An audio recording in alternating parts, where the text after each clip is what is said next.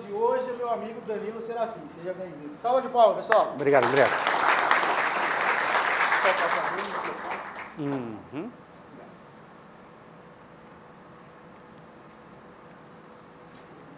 Acho que precisa liberar ali, viu, André? Fiquei bêbado de emoção. Aposto que sim. Boa tarde, pessoal. Tudo bem com vocês? Já passou o soninho depois do almoço? Mais ou menos, né?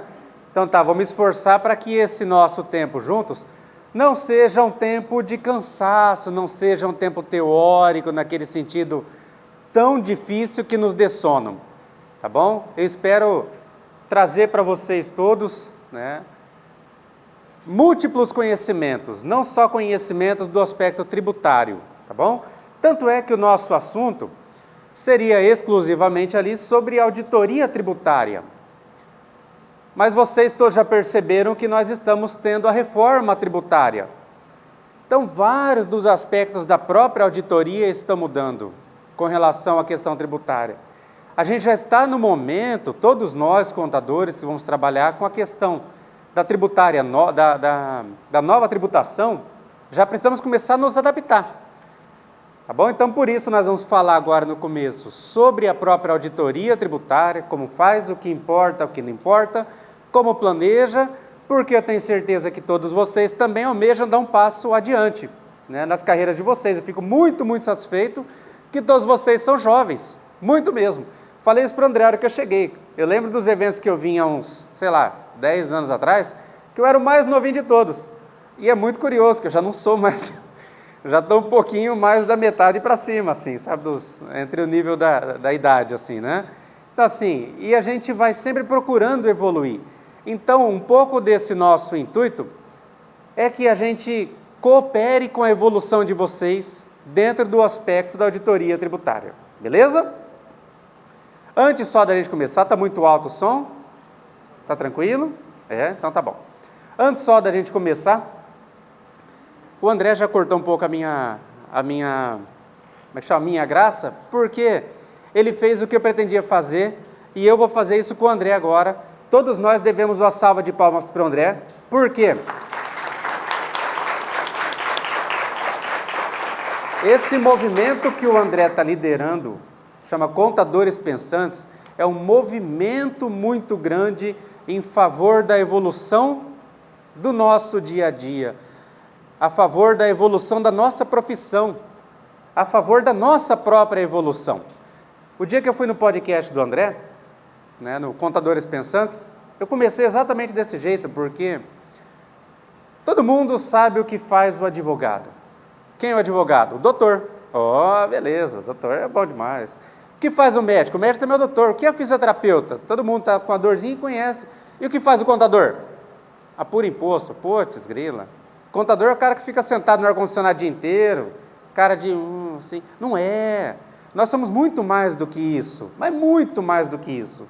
E por isso eu agradeci o André no começo do podcast, e por isso todos nós tenhamos, em relação ao André, essa sensação de gratidão que ele merece e o apoio que ele precisar. Beleza? Então tá bom. E também palmas a vocês, faço questão, por favor, de novo. Essas palmas também servem para vocês acordarem depois do almoço, tá? Se todo mundo tivesse acordado, não precisava de palma. Por quê? Porque vocês disponibilizaram tempo do dia a dia de vocês para poder estar aqui evoluindo.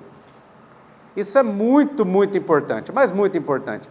Acabou aquele momento em que a gente fazia faculdade e ia para o mercado de trabalho aprender aquilo que a gente fazia com o nosso chefe, com o nosso superior, com aquela pessoa que trabalhava antes da gente naquela área. Isso está acabando. A gente precisa de novas fontes de obtenção de informação. Tá bom? Então, parabéns a todos vocês. Eu fico muito satisfeito mesmo de ter tanta gente assim, né, para poder ouvir falar sobre um assunto tão legal que é a tributação brasileira. Certo? Uma última pergunta antes de eu começar a me apresentar ali. Quem de vocês trabalha com a área fiscal tributária? Por favor, levante a mão. Nossa, que legal, hein? Todos com a vida muito feliz. Mas é brincadeira, ó, nossa vida está melhorando, tá bom? Graças a Deus, né? A expectativa de melhora gera na gente uma dopamina. E um pouco da ideia da gente falar dessa reforma tributária no finalzinho é que gere na gente essa expectativa de que as coisas estão melhorando. Beleza? Bom, primeiro, antes da gente começar a falar propriamente sobre a tributação, eu quero me apresentar. O meu nome é Danilo Serafim. Como eu falo lá, eu sou o pai da Isabela, maravilhosa, pai do João Vitor, casado com a Érica Conchal. Se eu não falo isso, ela fica brava comigo, eu estou arrebentado, né? Sou auditor com inscrição no CNAI, Conselho Nacional de Auditores Independentes, com muito prazer mesmo, né? Tenho 18 anos de experiência na área de auditoria. A de contabilidade eu não vou falar, porque senão eu vou pensar que eu sou velho, que eu já estou passando do ponto. Também sou secretário municipal de administração no município de Itaquaritinga. Já fui secretário municipal de administração aqui em Potirendaba, também, né? Sou professor universitário, é um dos meus maiores prazeres, né? Dos meus maiores, não existe prazer tão grande. E reforça para mim essa felicidade tão grande de ser professor, o fato de aonde a gente vai ter um aluno. Fui domingo no Bourbon, tinha uma aluna ali do lado. Vim aqui, tem mais do que um aluno e ex-aluno. É muito gostoso isso, maravilhoso, né? E outro prazer meu é ser palmeirense. Dá gosto, não dá? Poxa vida, gente, estou vendo aí que vocês todos vão ficar em segundo lugar para baixo lá. Bom, qual é o nosso tema então? Auditoria tributária, estratégias e desafios. Qual é o nosso lema principal de tudo que nós vamos falar? Maximizar o resultado e minimizar riscos. Esse é o motivo principal da gente fazer uma auditoria tributária. Não é para a gente pegar no pé de ninguém. Não é porque a gente gosta de ficar ticando coisas. Para que é? Para aumentar o resultado. Que resultado? O lucro ou para diminuir o prejuízo. De qualquer forma, é aumentar o resultado, melhorar o resultado e minimizar riscos, que a gente vai ver que nós temos muitos riscos no dia a dia.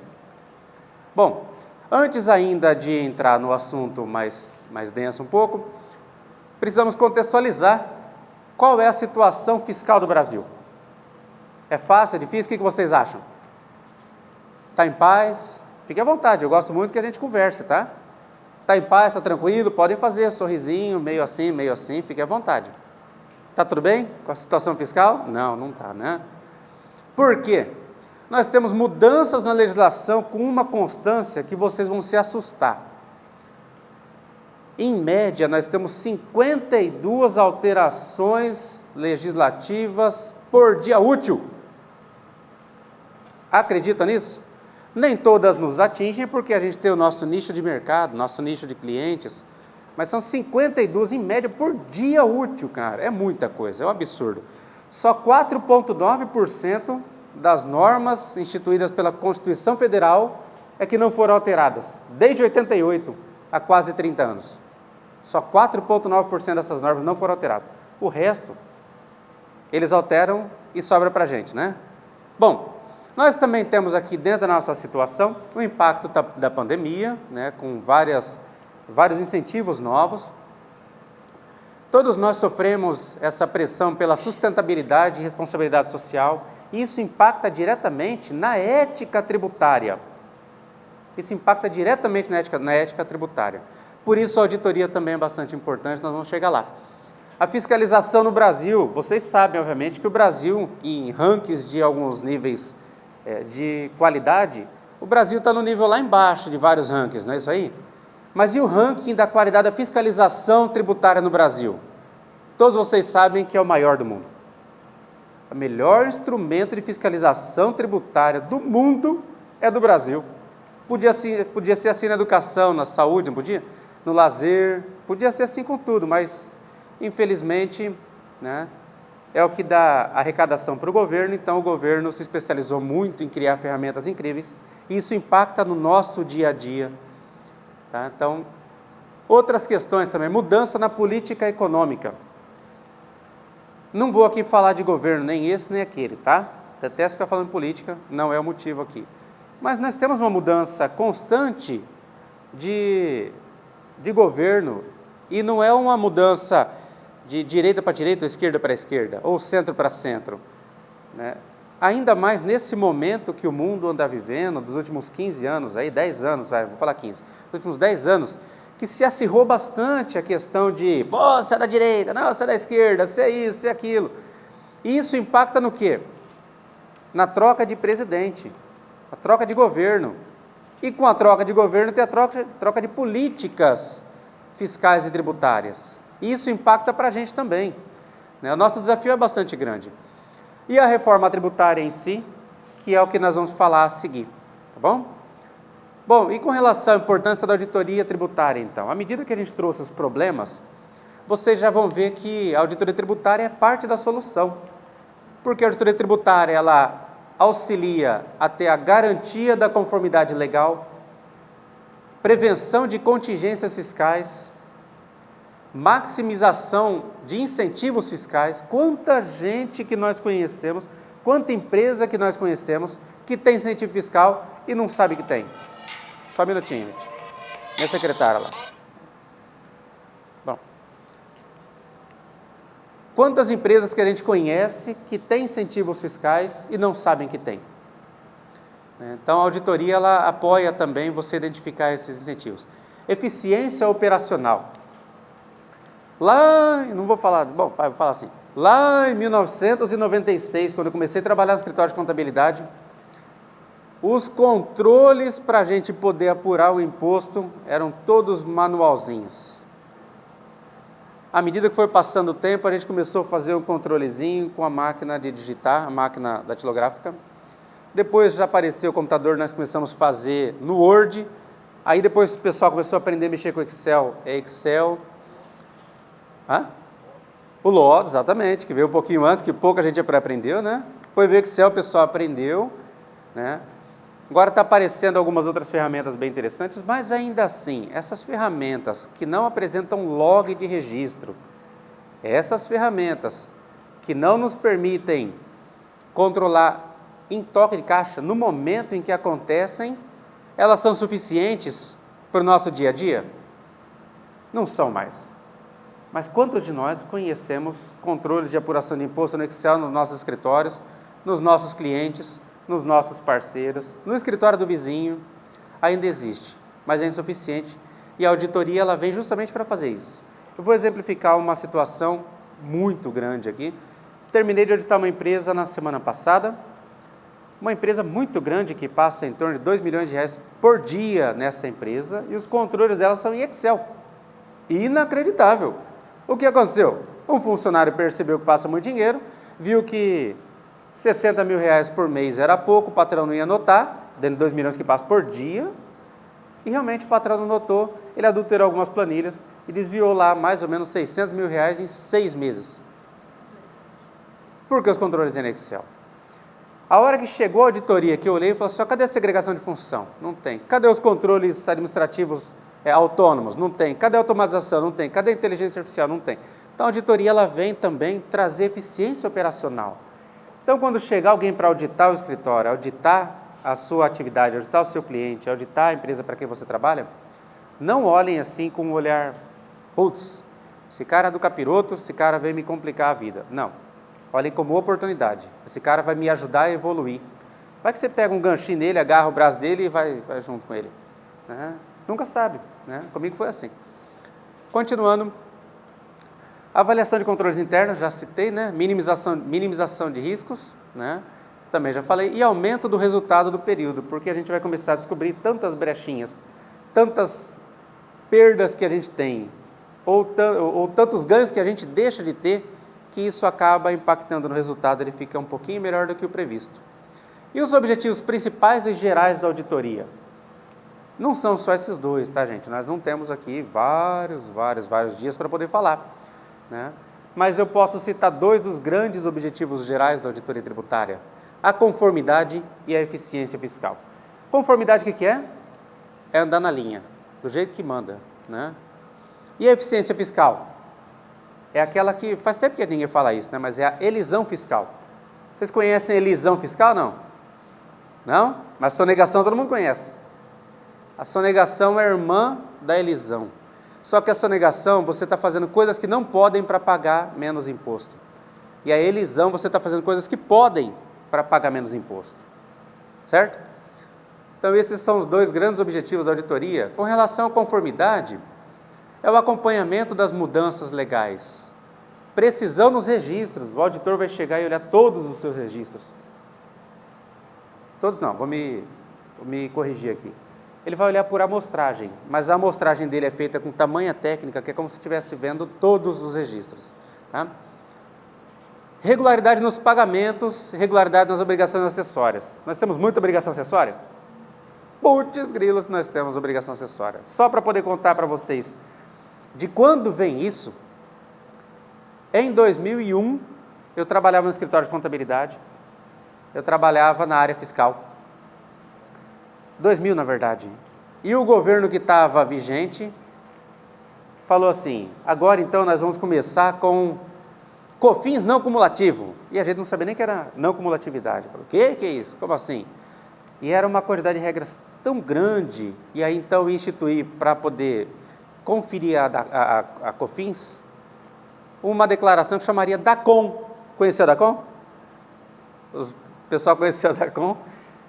A DACOM, se você apresentasse dado errado, era R$5.000 de multa no ano 2001.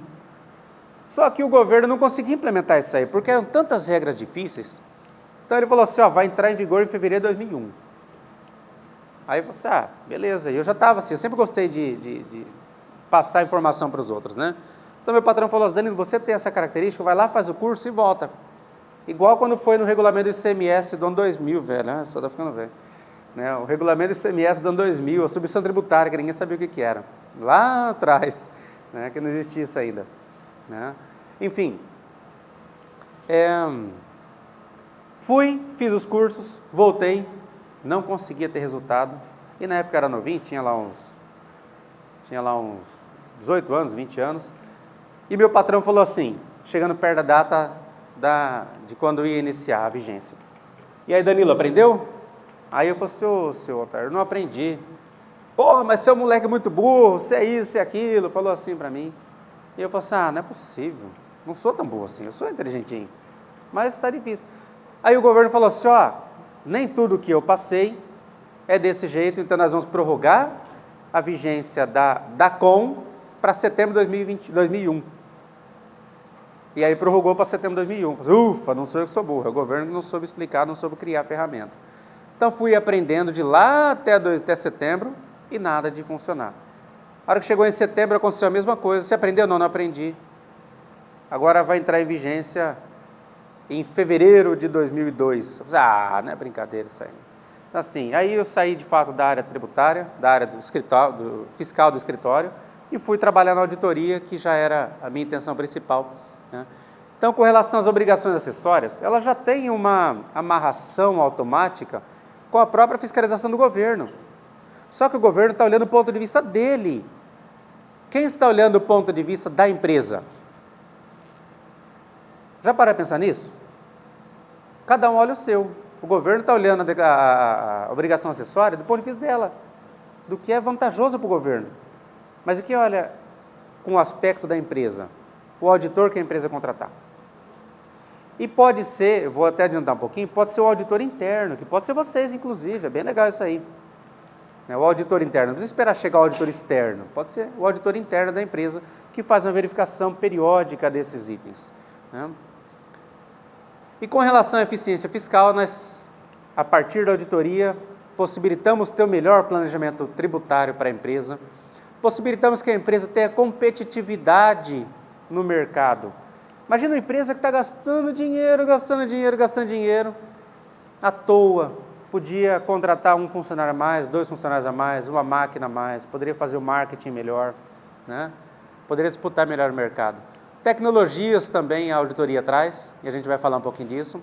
E treinamento de pessoal, isso traz mesmo. Porque a gente chega lá para poder fazer a auditoria e olha lá e fala assim, o contratante, seguinte, na reunião final, aquela pessoa que está trabalhando ali, ela não tem uma capacidade técnica assim, tão boa assim. Tem 2 opções. Fornece a ela ferramentas para ela se aprimorar ou troca. De qualquer forma, para a empresa, vai gerar uma melhoria profissional. Então, antes que isso aconteça, que o auditor que tem que chegar e olhar e falar assim, está dando certo, hein? você mesmo já se atualize. E eu estou ficando bastante satisfeito que tem um montão de gente aqui para isso. E, em resumo geral, a auditoria serve para cumprir o compliance fiscal. Todo mundo sabe o que é compliance? Já ouviu falar, mas não é uma palavra tão comum no nosso vocabulário? Quem já ouviu falar, levanta a mão, por favor. Vai lá. É? Então vamos falar um pouquinho só do que é compliance. Compliance significa agir de acordo com. Então, estou agindo de acordo com as questões fiscais, tanto aquelas obrigatórias que são do governo, quanto aquelas espontâneas que são a favor da empresa. Então, a auditoria ela vem trazer, e por isso que ela está ali no meio, porque a conformidade é o interesse do governo. A auditoria vem trazer isso. E a eficiência fiscal é de interesse da empresa. E a auditoria vem trazer isso. Então, ela vem trazer o compliance fiscal, que chega nessas duas vertentes. Beleza? Sobre as fases, então, da auditoria tributária. Vamos começar a falar, então, como é que se audita, como é que faz a auditoria tributária. Não vou chegar aqui no nível de fazer todos os detalhamentos, de todas as confrontações e todos os exames. Mas um pouquinho dá para a gente passar umas ideias. Bom, nós separamos primeiro em 3 fases a auditoria tributária. Em geral, todas as auditorias. Tá? Mas a tributária, a primeira fase é definição do escopo e objetivos, isso é bem geral, muito parecido com outras auditorias também. Levantamento de informações, contextualização. Tudo isso é antes de começar a auditoria. O cliente falou assim, você pega essa auditoria? Você quer esse trabalho? Você me passa esse preço? Você começa a fazer o planejamento, você vai chegar para o cliente e falar assim, o que você quer? Por que você quer? Qual é a sua empresa? Aonde ela mora? Aonde ela está estabelecida? Para quem você vende? Deixa eu só tirar esse barulhinho aqui. Está irritando vocês também ou não? Vocês não estão nem ouvindo o barulhinho? Não? Então vou tocar o barco. Aonde está a sua empresa? Onde ela está situada? O que ela faz? Para quem ela vende? Porque cada uma delas tem uma legislação específica, né? Depois você também vai, a partir das informações que você teve, designar a sua equipe, ferramentas que você vai utilizar e tecnologias que você vai utilizar. Acabou aquele negócio de você pegar a auditoria e confrontar o razãozinho, ticando, com a guiazinha, ticando, com o controlinho, ticando, com a nota fiscal, ticando, com o controle. É muito pouquinho isso daí. Né? Agora já existem ferramentas bem inteligentes que amarram todas essas informações e nos dão em particular. Falando especificamente sobre cada uma delas, o que é definir escopo e objetivo? E é legal, eu estou falando isso aqui, eu quis trazer de um modo bem aberto assim, para que vocês possam, à medida que vocês tiverem condição, ir treinando isso para vocês, treinando isso para o seu escritório, treinando isso para o seu cliente, treinando isso no seu dia a dia. Então aproveitem bastante. Olha lá, primeiro definir escopo e objetivo. O que é escopo e objetivo? É para onde a arma vai mirar. Imagina eu falar assim, vou fazer uma auditoria tributária, beleza. Na onde? No quê? No ISS? No IPTU? No IPVA? Nos incentivos fiscais? Nas obrigações federais? Para ter ideia do nível que chega a coisa, gente, olha que negócio impressionante. Eu auditei, acho que tem, sinceramente, deve ter dado um ano. Deu um ano. Entreguei o relatório em outubro do ano passado. Eu auditei um município que ele tinha feito uma concessão pública para um serviço de velório municipal, para poder fazer o velório das pessoas e sepultar as pessoas. E essa empresa não estava pagando imposto direito, não estava pagando imposto corretamente para a prefeitura. E olha que nível fácil que é de fazer isso. Como é que é apurar imposto? É tão simples para essa atividade. Existe um relatório na prefeitura que são os óbitos que aconteceram lá no mês. Você vai lá e tica, óbitos no mês. Foi esse e aquele. Depois você vai lá e confronta com a empresa quais serviços foram prestados em cada um deles e você estima o valor. E depois você vai lá e emite a nota fiscal de todos os serviços e paga isso. E essa empresa ficou sem pagar imposto por 12 anos. Por 12 anos sem pagar imposto. Se não fosse no Brasil, eu ia falar que foi só por acaso, mas como é o Brasil, infelizmente, eu não estou aqui falando mal da nossa pátria amada, que nós precisamos lutar por ela, a chefe de fiscalização da prefeitura era a esposa do dono da empresa. Captaste minha mensagem? A chefe da fiscalização era a esposa do dono, então ele apurava muito mal. Então, quando nós apuramos todo aquele imposto atrasado da empresa, o passivo tributário que foi gerado foi tão grande que a empresa perdeu a concessão pública porque ela não tinha patrimônio líquido suficiente para poder manter a concessão pública. Passivo tributário de um negócio tão simples, a empresa perdeu a concessão. E as concessões públicas, elas giram em torno de 30 anos de vigência. Então, ela tinha 30 anos de contrato fechado, e ela não ia ter mais nenhum, porque ela não tinha passivo suficiente para poder manter o termo acordado, habilitado para a prefeitura. Então, quando a gente vai definir o objetivo, a gente vai mirar a arma. O que você quer? Como que você quer? Por que você quer? O que nós vamos auditar? Tributos federais, estaduais ou municipais? Nós vamos auditar para quê? Para prevenção ou para investigar um fato, como foi o caso desse serviço de concessão? Nós vamos auditar para poder aprimorar os processos administrativos e controles internos? Qual é o interesse dessa auditoria? É voltada principalmente para a eficiência ou principalmente para a conformidade? Esse relatório vai se tornar público ou não? Isso é bem importante, inclusive. Vai se tornar público ou não? Também ainda, lá no planejamento, a gente vai precisar ver as normas profissionais. Todos nós já somos contadores ou estamos a caminho disso? Tem alguns administradores aí, né, que estão se formando em administração. Mas todos nós conhecemos, todos nós sabemos que nós temos normas profissionais, além das próprias normas fiscais. Todos nós sabemos ou devemos saber, quando vamos fazer a auditoria, que nós temos a NBCTA, que são as normas brasileiras de auditoria para trabalho de asseguração, e, portanto, elas têm uns requisitos técnicos específicos de como se comportar, como agir. Nós também temos as normas de auditoria interna, NBCTI, que é quando você é funcionário da empresa. Para quem que você vai entregar o relatório? Com que liberdade você vai pedir cada informação? Como é que você vai documentar? Como é que você vai levantar as evidências? Qual é o grau de amostragem diferente também? Ou esse é um trabalho daquele que se chama NBC-TSC, para trabalhos e serviços correlatos, né? Também chamado de trabalhos previamente acordados. Qual norma você está sujeito ao fazer essa auditoria? O dia que eu fui no Contador dos Pensantes, lá no podcast, o André até comentou, falou assim, tem vários alunos assistindo, tal, né? E foi bem legal mesmo.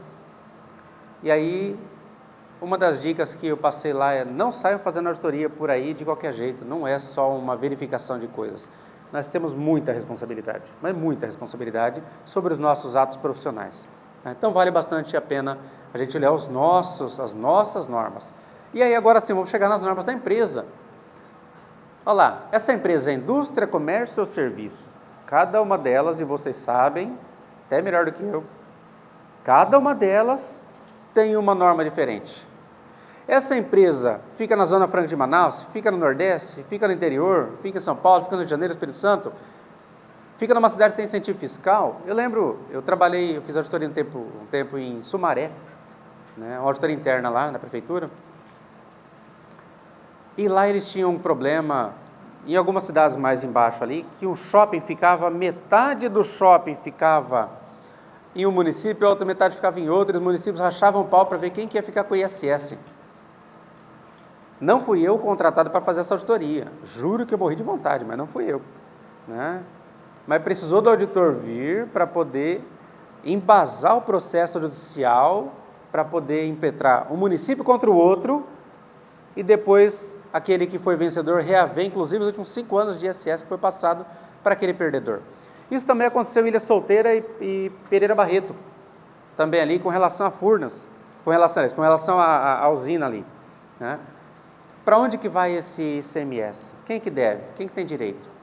Bom, aí com base nessas informações nós perguntamos, tem legislação própria para essa atividade de localização? Algumas sim. E os nossos desafios? Antes de passar para o próximo slide, quero ver a carinha de vocês para ver se é verdade.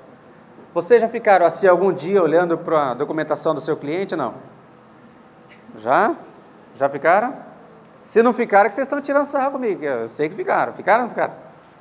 Ficaram, né? Olhar e falar, putz, grila, e assim, é isso e aquilo. Meu Deus do céu. Eu lembro em 2001, quando eu precisei falar para o meu cliente a primeira vez sobre lucro real, eu comecei a fazer a escrituração.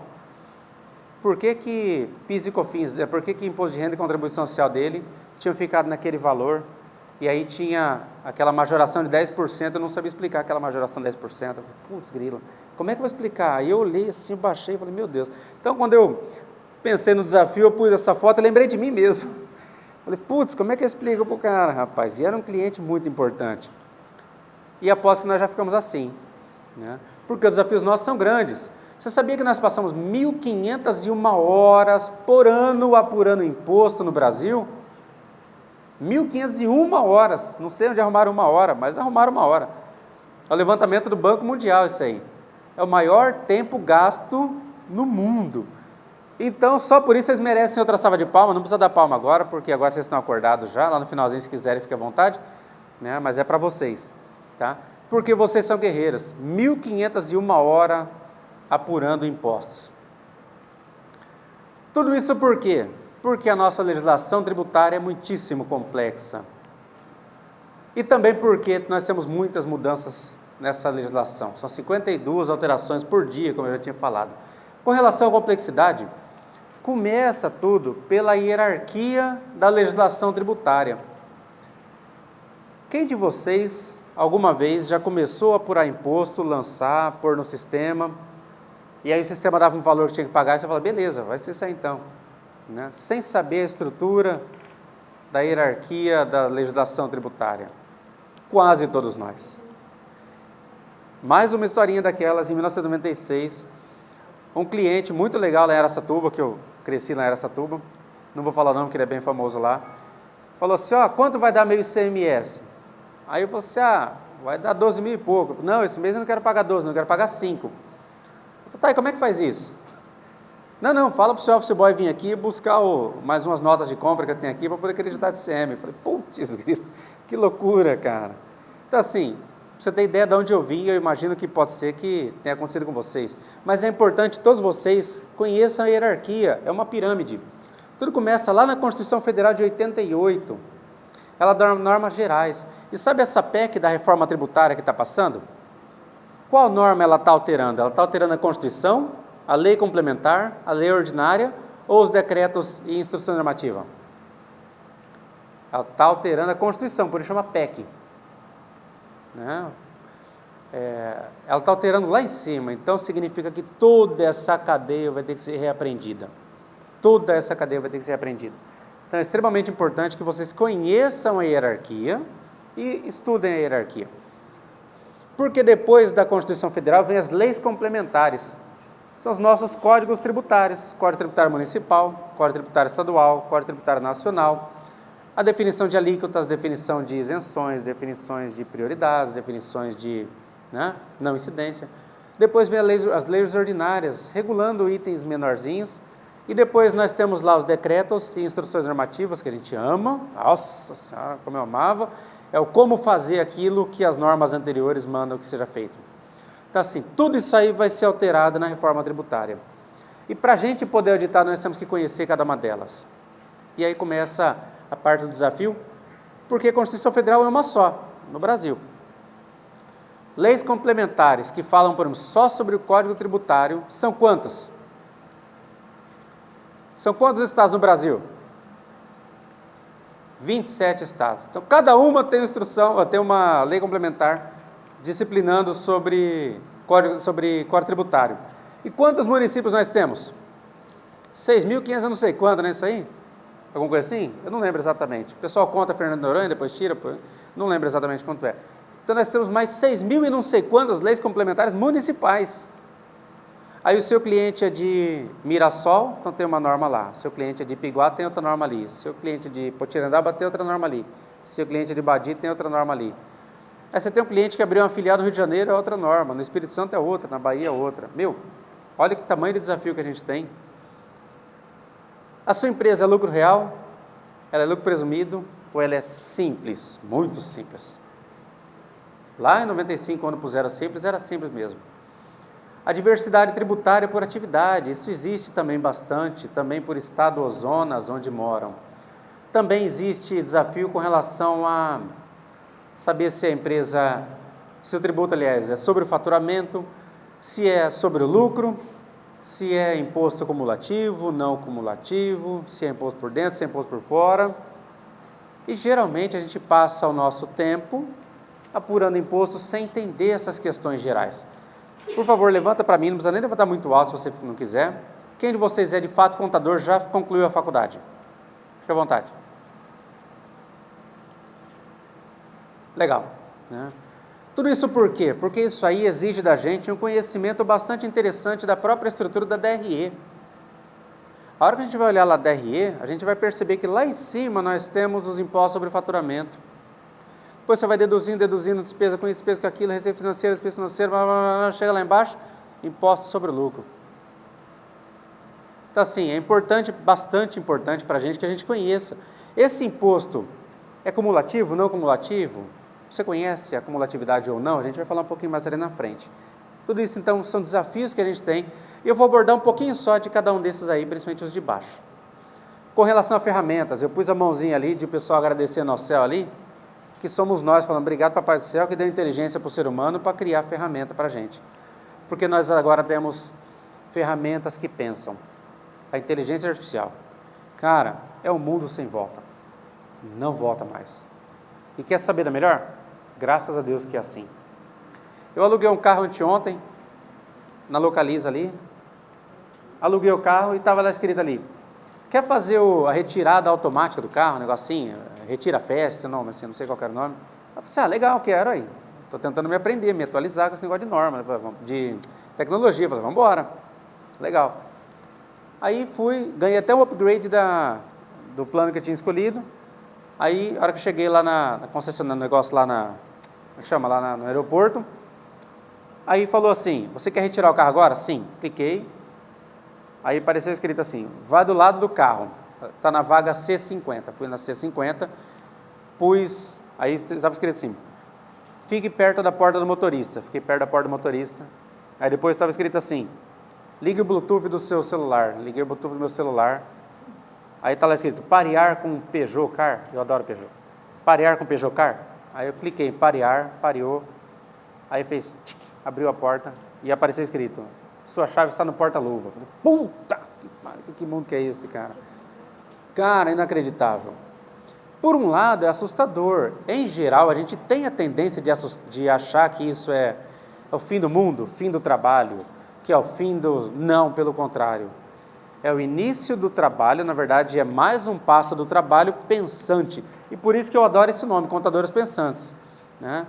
Que é o início, na verdade, o reforço de que nós precisamos cada vez mais pensar, não dá mais para ser mecânico, né? Então, nós temos para auditoria, nós temos várias ferramentas, softwares, já tínhamos, inteligência artificial e automação de processos. Com relação à execução da auditoria, esses são alguns dos passos da auditoria tributária. Coleta de dados, a gente vai falar cada um deles, tá? Meio rapidinho. Tá, a gente vai falar cada um deles ali, ó. Coleta de dados, análise de dados, confronto, verificação de conformidades, identificação de inconsistências. Com relação à análise, com relação à coleta, aliás, é muito interessante que a gente não pode esquecer de pedir nada. A gente tem que pedir tudo e ter certeza que recebeu tudo, porque senão vai ficar uma falha. Então, esse aqui é bastante interessante se vocês quiserem promover a auditoria por vocês mesmos, tá? Planeje pedir todos os documentos e veja se todos foram entregues. Depois, compare os dados com a legislação pertinente e com as atividades da empresa. Nunca esqueça das duas balizas que nós estamos amarrados, a empresa e o governo, tá? Legislação é o governo e as atividades da empresa é a empresa. Depois, confrontando informações, na auditoria a gente chama de circularização, a gente pode circularizar com dados da Receita Federal, Secretaria de Fazenda, declaração de terceiros, com contratos, informações de órgãos reguladores, verificação de conformidade, aí nós vamos confrontar com relação às normas, sobre as alíquotas utilizadas, as bases de cálculo utilizadas, e base de cálculo, nossa, isso entra, isso não entra, isso vai, isso não vai, isso é maior ou menor, nossa. Os prazos, as obrigações acessórias que a empresa está sujeita. Ainda com relação à execução, a gente começa a fazer uma pré-conclusão. A gente vai caracterizar a inconsistência. Isso foi um erro? Isso foi uma fraude? Isso aí foi uma omissão? Por que isso aconteceu? Foi falta de segregação de função? Ou não? Alguém estava com a intenção de fazer errado? Qual a consequência disso? A gente começa a fazer as pré-conclusões e a gente começa a totalizar o valor das inconsistências encontradas, né? E a última fase da auditoria, depois de já ter essa pré-conclusão, e essa é mais fácil, é apresentar os relatórios. A gente vai fazer o nosso relatório, né? Escrever o relatório e apresentar ele com recomendações de melhoria. Um dos itens que a gente tem sempre na auditoria tributária, né, é que no nosso relatório de auditoria tem que ter recomendações. É diferente do outro relatório de auditoria que você só vai e tem aquele parecer padrãozão, né? Esse balanço está ok, esse balanço está mais ou menos, esse balanço está meio ruimzinho, eu não vou nem analisar porque está horrível. No relatório da auditoria tributária tem que ter recomendações, né? E depois a discussão.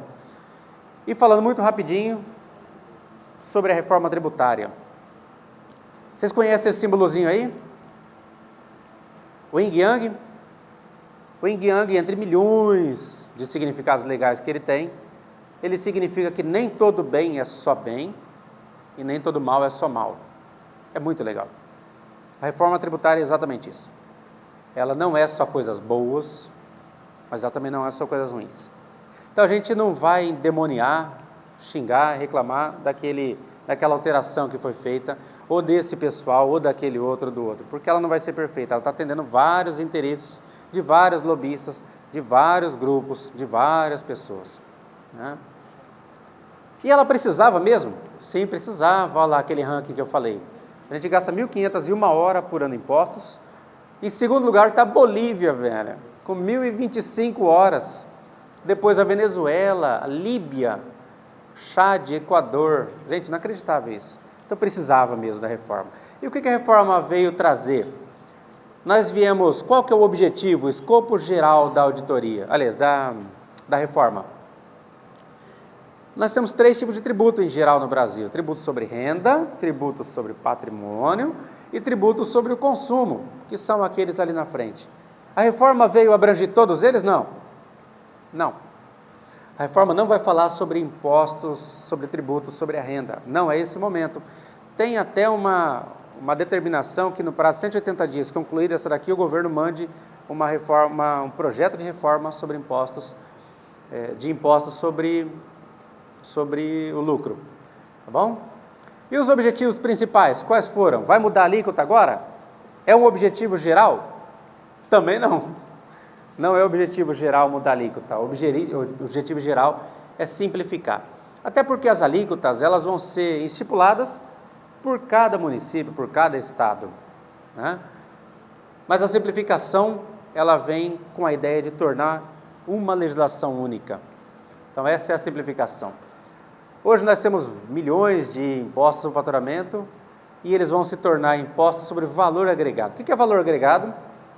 É aquele produto que a gente comprou por 10, melhoramos aquele produto, pusemos ele mais próximo do cliente, isso é agregar valor, fizemos um marketing bonitinho nele e vendemos ele por 15.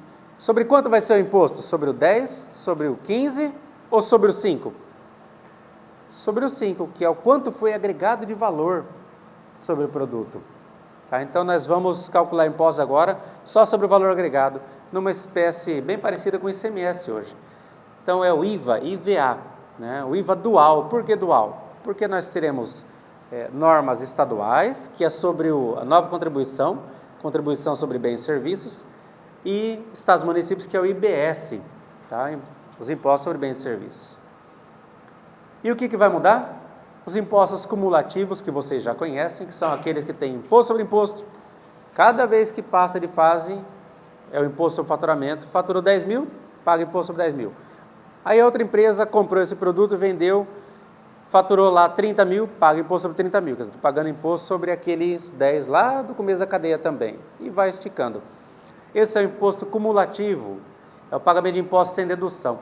E os não cumulativos, nós temos aí alguns não cumulativos com dedução, né, que é, por exemplo, o ICMS, que a gente tem crédito de ICM.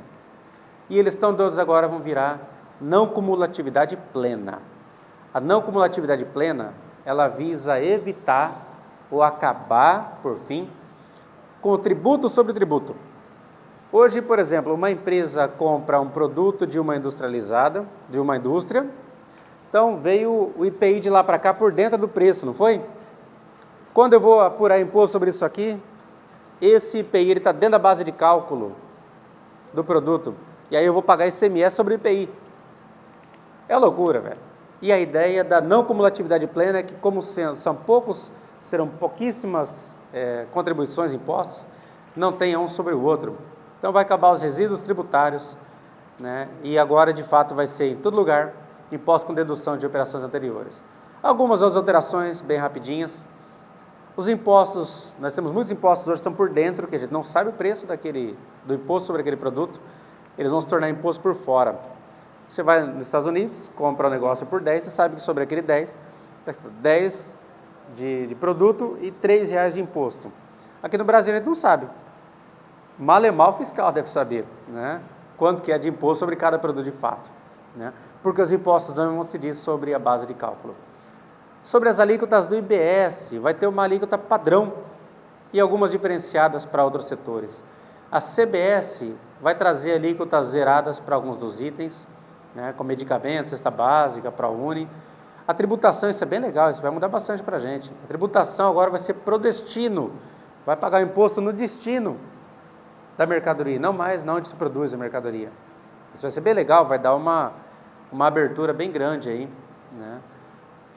Em compensação, vai abrir um buraco na onde tem pouco consumidor, né? Para isso também foi criado um fundo para poder suportar os prejuízos que aqueles estados, aqueles municípios que não têm consumidor, possam ressarcir um pouquinho do que perderam.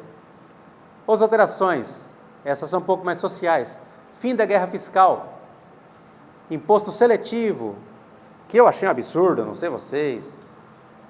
Um dos itens do imposto seletivo eu achei um absurdo. São impostos que fazem mal para o meio ambiente ou mal para a saúde. E entre esses itens está a cerveja, velho. Pô, não pode. Imagina, vai ter a tributação extra sobre a cerveja. Eu posso pensar agora que talvez seja um impulsionamento para eu emagrecer e parar de beber um pouco, né? Mas nós vamos ter então o imposto seletivo.